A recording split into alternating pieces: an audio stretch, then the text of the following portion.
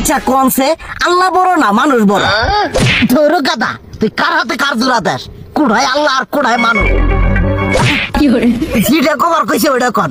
আল্লাহ বড় না মানুষ বড়? আল্লাহই তো বড়।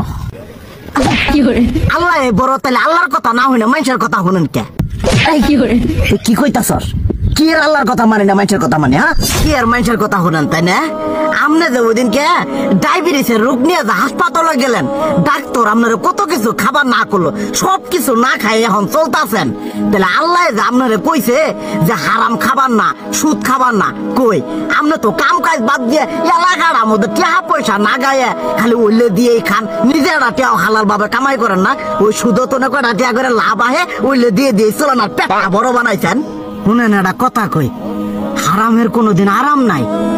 হালাল পথে রুজি রোজগার করেন, প্রয়োজনে এড়া বেলা কম খায়েন, তাও শরীর পিণ্ডও ভালো থাকবো, কোনো রোগ বেদও হবো না, আরামও পাবেন, আল্লাহও খুশি থাকবো।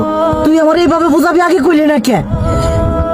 আসলে এই বিষয়টা তো আমি কখনো মাথায় এইভাবে নেই যে আমাদের কখনো ডাক্তার নিষেধ করলে ঠিকই আমরা নিষেধ মানি, কিন্তু উপর আল্লাহ যে কত কিছু নিষেধ করে দিয়ে সেটা মানি না।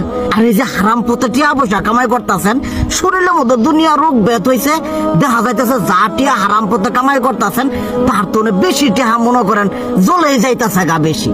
আজকের পর থেকে আমি আর এই হারাম সুদ খামো না, আমি হালাল পথে চলবো, হালাল টাকা পয়সা ইনকাম করবো। এতে করে যদি একবেলা কমও খাইতে হয় তবুও খামো, তবু আমি আর এই হারাম পথে চলবো না। আচ্ছা ঠিক আছে।